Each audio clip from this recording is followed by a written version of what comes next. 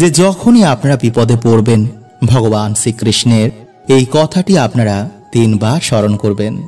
দেখবেন যে আপনি সকল বিপদ থেকে কেমন বাইরে বেরিয়ে এসেছেন। আপনাদের সমস্ত শত্রু আপনাদের পায়ে এসে পড়বে। সকল দুর্ভাগ্য ভগবান হরণ করে নেবেন। বন্ধুরা, আমরা প্রত্যেক দিন যা দেখি, যা শুনি এবং যা করি তাই হচ্ছে আমাদের অভ্যেস।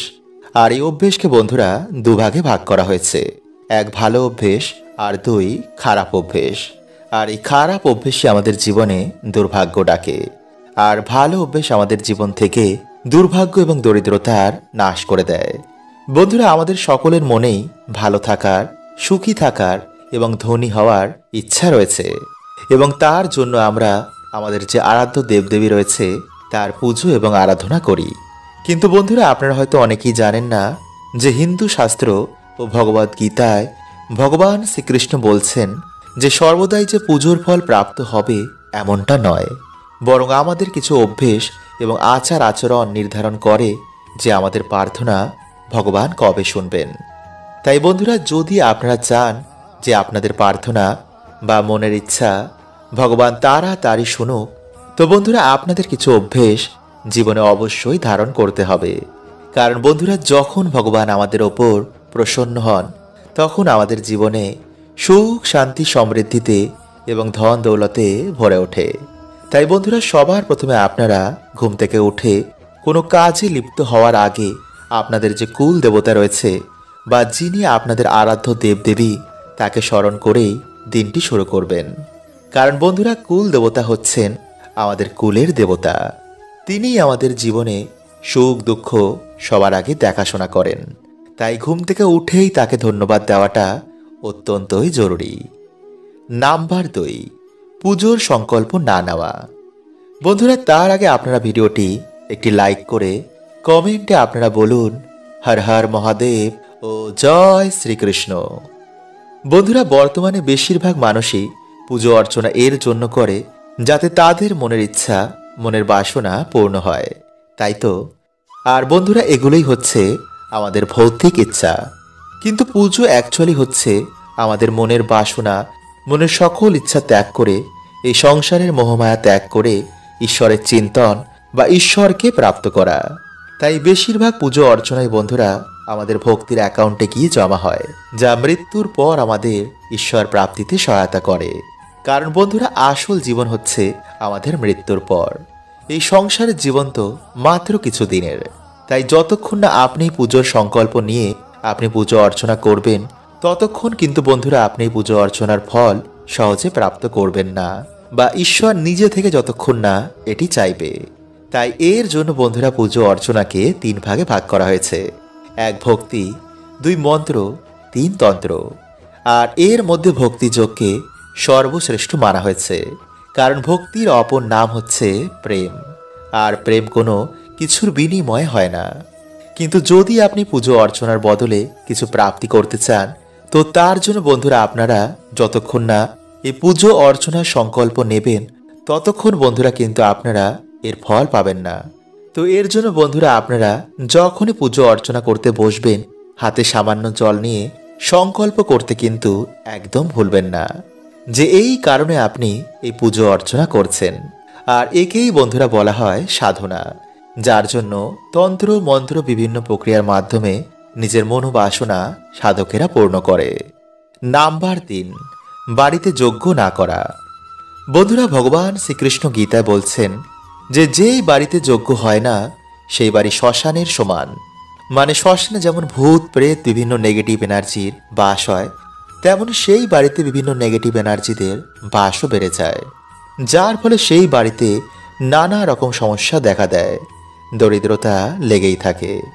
তাই যদি বন্ধুরা আপনারা বাড়িতে যজ্ঞ করতে না পারেন, তো একটি প্রদীপ অন্তত বাড়িতে প্রত্যেক দিন ধরান এবং কর্পূর আরতি বাড়িতে অবশ্যই করুন। এতে বন্ধুরা আপনাদের বাড়ি থেকে নেগেটিভিটির এনার্জি কাটবে এবং আপনাদের বাড়িতে আবার সুখ শান্তি ফিরে আসবে। এবং বছরে অন্তত 1 বার আপনারা বাড়িতে যজ্ঞ করার অবশ্যই চেষ্টা করুন। নাম্বার 4, প্রত্যেক দিন কিছু না কিছু পুণ্যের কাজ করুন। যত আপনাদের পুণ্যের ঘরা ভরবে ততই আপনাদের দুর্ভাগ্য কাটবে এবং সুখ সমৃদ্ধি আবার আপনাদের জীবনে ফিরে আসবে। বন্ধুরা, আমাদের হিন্দু শাস্ত্রে এই ময়ূরের পালকের এক বিশেষ মাহাত্ম্য রয়েছে। জ্যোতিষ শাস্ত্রের অনুসার যে স্থানে ময়ূরের পালক থাকে সেখানে কখনো গ্রহের খারাপ প্রভাব পড়ে না। পুরাণেও ময়ূরের পালক নিয়ে বিভিন্ন উপায়ের কথা বলা হয়েছে। আয়ুর্বেদেও ময়ূরের পালক নিয়ে এটি বলা হয়েছে যে কিভাবে ময়ূরের পালক বাড়ি থেকে রোগ ব্যাধি দূর করে। সাথে ভগবান শ্রীকৃষ্ণ এই ময়ূরের পালকের অনেক প্রশংসা করেছেন এবং তিনি তা নিজের মুকুটে সর্বদাই ধারণ করেন। ময়ূরের পালক ছাড়া তিনি কখনো কোথাও যান না। তাই ভগবান শ্রীকৃষ্ণ বলেন যে ময়ূর হচ্ছে সুখ শান্তি সমৃদ্ধির প্রতীক। ময়ূরের পালক মানুষকে সমস্ত রকম নেগেটিভ ঊর্জা থেকে রক্ষা করে, ফলে সহজেই মানুষের জীবনে সুখ শান্তি ফিরে আসে। তাই হিন্দু ধর্মে ময়ূরকে মা লক্ষ্মী, মা সরস্বতী, শ্রী গণেশ, হনুমানজি এবং কার্তিকীজির সাথে যুক্ত করা হয়েছে। তাই ময়ূরের পালককে ব্যবহার করে সহজেই মা লক্ষ্মীকে প্রসন্ন করে জীবনে সুখ শান্তি সমৃদ্ধি প্রাপ্ত করা যায়। এবং ময়ূরের পালকের সাথে যদি একটি বাঁশি রাখা যায় তো বন্ধুরা এটিকে বাড়ির জন্য খুবই শুভ বলে মানা হয়। নাম্বার 2, বন্ধুরা, যদি আপনাদের বাড়িতে সুখ শান্তি সমৃদ্ধি আসতে বাধার সৃষ্টি হচ্ছে তো বন্ধুরা আপনারা কি করবেন, বাড়ির যে মুখ্য দরজা রয়েছে তার উপর আপনারা গণেশজির প্রতিমা রেখে তার দুপাশে দুটি ময়ূরের পালক রাখবেন। এতে বন্ধুরা আপনাদের বাড়িতে কোনো রকমের নেগেটিভ ঊর্জা আর প্রবেশ করতে পারবে না। এবং যদি বন্ধুরা আপনাদের বাড়ির সদর দরজা বাস্তু নিয়মের বিপরীতে হয় তো বন্ধুরা বাড়ির যে মুখ্য দরজা রয়েছে তার উপরে আপনারা 3টে ময়ূরের পালক টানিয়ে দিন। এতে বন্ধুরা আপনাদের বাড়ির বাস্তু ঠিক হয়ে যাবে। নাম্বার 3, বন্ধুরা, যদি আপনাদের ওপর গ্রহের খারাপ দৃষ্টি চলে, রোগ ব্যাধি যদি আপনাদের ঘিরেই থাকে, কিছুতেই যদি বাড়িতে উন্নতি না হয় তো বন্ধুরা আপনারা একটি ময়ূরের পালক নিয়ে তাতে গঙ্গা জল ছিটিয়ে বা শুদ্ধ জল ছিটিয়ে ভগবান শ্রীকৃষ্ণের নাম নিয়ে বাড়িতে এমন জায়গায় রেখে দিন যেখানে কেউ সে জিনিসটিকে দেখতে না পায়। নাম্বার 4, পড়াশোনায় কিছুতেই মন লাগে না। বন্ধুরা, যাদের পড়াশোনায় একদমই মন বসছে না বা পড়া মুখস্থ থাকছে না তারা কি করবেন, একটি ময়ূরের পালক নিয়ে তাতে গঙ্গাজল ছিটিয়ে মা সরস্বতীর পায়ের কাছে রেখে দিন। পরের দিন আপনারা সেই ময়ূরের পালকটিকে নিজের বইয়ের মধ্যে রেখে দিন। এতে আপনাদের পড়াতে অবশ্যই মন বসবে। নাম্বার 5, যাদের বাড়িতে ছোট বাচ্চা বা কারোর ওপর নজর বারবার লাগে তারা বালিশের নিচে একটি ময়ূরের পালক রেখে রাতের বেলায় ঘুমিয়ে পড়ুন। পরের দিন আপনারা সেই ময়ূরের পালকটি নিয়ে গিয়ে কোনো প্রবাহমান জলাশয়ে ভাসিয়ে দিন। নাম্বার 6, শত্রু নাশ।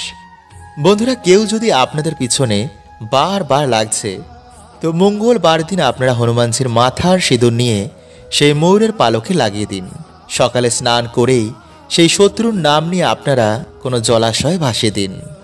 নাম্বার 7, বন্ধুরা, যদি আপনাদের কোনো মনোবাসনা এখনো বাকি রয়েছে বা আপনাদের আর্থিক উন্নতি চাই তো স্নান করে সে ভগবান রাধা কৃষ্ণের মন্দিরে গিয়ে বা বাড়িতেই ভগবান শ্রীকৃষ্ণের মাথায় ময়ূরের পালকটি বেঁধে দিন এবং নিজের মনের যা ইচ্ছা রয়েছে তা ভগবানকে বলুন। দেখবেন কিছু দিনের মধ্যে আপনাদের বাড়িতে সুখ শান্তিতে ভরে গেছে। বন্ধুরা, আজকের এই ভিডিওতে আপনাদের একটি গুরুত্বপূর্ণ তথ্য জানাবো যা হয়তো বন্ধুরা আপনারা বেশিরভাগ মানুষই জানেন না, যে যখনই আপনারা বিপদে পড়বেন ভগবান শ্রীকৃষ্ণের এই কথাটি আপনারা 3 বার স্মরণ করবেন। দেখবেন যে আপনি সকল বিপদ থেকে কেমন বাইরে বেরিয়ে এসেছেন। আপনাদের সমস্ত শত্রু আপনাদের পায়ে এসে পড়বে, সকল দুর্ভাগ্য ভগবান হরণ করে নেবেন। তাই ভিডিওটি বন্ধুরা আপনারা একটি লাইক করে কমেন্টে আপনারা বলুন হর হর মহাদেব ও জয় শ্রীকৃষ্ণ। বন্ধুরা, ভগবান শ্রীকৃষ্ণ বলছেন যে আমাদের জীবনে যেমন সুখ আসে তেমন দুঃখও আসে, যেমন সৌভাগ্য আসে তেমন দুর্ভাগ্যও আসে। তাই জীবনে বিপদ এলে, দুর্ভাগ্য এলে, খারাপ সময় এলে কখনো আপনারা মনোবল হারাবেন না, কারণ এই পৃথিবীতে এমন কোনো মানুষ হয়নি যার জীবনে এখনো দুঃখ, বিপদ, দুর্ভাগ্য আসেনি। এমনকি ভগবানকেই মর্তলোকে এসে এই মানব রূপ ধারণ করে এই পৃথিবীতে লীলা করার সময় তাকে নানা ধরনের দুর্ভাগ্য এবং বিপদের সম্মুখীন হতে হয়েছে। কারণ বন্ধুরা, আমাদের এই শরীর পূর্ব জন্মের কর্মের ভাণ্ডার। এমন বহু জন্ম আমাদের যুগ যুগ ধরে হয়েছে, আর সেই সব ভালো ও খারাপ ফল আমাদের এই জীবনে বারবার ফিরে আসে। ফলে যখন আমাদের জীবনে প্রচুর সুখ আসে তখন আমরা লাফাই, আর যখন আমাদের জীবনে পূর্ব জন্মের কর্মের ফলস্বরূপ দুর্ভাগ্য এবং নানা রকম বিপদ আসে তখন আমরা ভগবানকেই দোষ দিই। কিন্তু বন্ধুরা, ভগবান শ্রীকৃষ্ণ বলছেন যে ঈশ্বর কাউকে কখনো না তো দুঃখ দেন আর না তো কাউকে কখনো সুখ দেন। ঈশ্বর শুধু এই মায়া ও প্রকৃতি রচনা করেছেন, আর তাতে আমরা আমাদের কর্ম জালে ফেসে বিভিন্ন রকমের সুখ দুঃখ ভোগ করি। এই কর্মফলই আমাদের জীবনে ভালো পরিবার, ভালো জীবন সঙ্গিনী, হঠাৎ লটারি প্রাপ্তি, প্রিয়জন ছেড়ে চলে যাওয়া, আপনজনকে হারানো, দুর্ভাগ্য, দরিদ্রতা এবং বিপদ রূপে আসে। তাই ভগবান বলছেন যে মানব জীবন অত্যন্তই দুর্লভ, কারণ এই মানব জীবনে আমাদের ভালো খারাপ কর্মফল ভগবান হিসাব করেন, আর সেই কর্মফলই আমাদের এই জন্ম অথবা পরের জন্মে ভুগতে হয়। ভগবান বলছেন যে কর্মফল থেকে কেউ নিস্তার পায় না আর কখনো পাবে না। জন্ম জন্মান্তর ধরে তাকে সেই কর্মফল ভুগতে হবেই। কিন্তু ভগবান এই কলিযুগে আমাদের দুর্ভাগ্য, দরিদ্রতার হাত থেকে বাঁচার জন্য একটি উপায়ও বলেছেন। যে কলিযুগে যদি কোনো মানুষ ভগবানের চরণে আশ্রয় নেয়, যদি শ্রদ্ধা মনে ভগবানের নাম স্মরণ করে, তো কোনো বিপদ তার কোনো ক্ষতি করতে পারবে না। অল্পের মাধ্যমেই তা নাশ হয়ে যাবে। বড় বড় সাধু দেবতারাও বলছেন যে কলিযুগে সকল দুঃখের নাশ হরিনাম অর্থাৎ কৃষ্ণ নাম করে। তাই বন্ধুরা, যখনই আপনারা বিপদে পড়বেন, মনে মনে আপনারা ভগবান শ্রীকৃষ্ণের এই মন্ত্রটি 3 বার স্মরণ করবেন, আর তা হচ্ছে কৃষ্ণায় বাসুদেবায় হরয়ে পরমাত্মনে প্রণত ক্লেশ নাশায় গোবিন্দায় নমো নমঃ।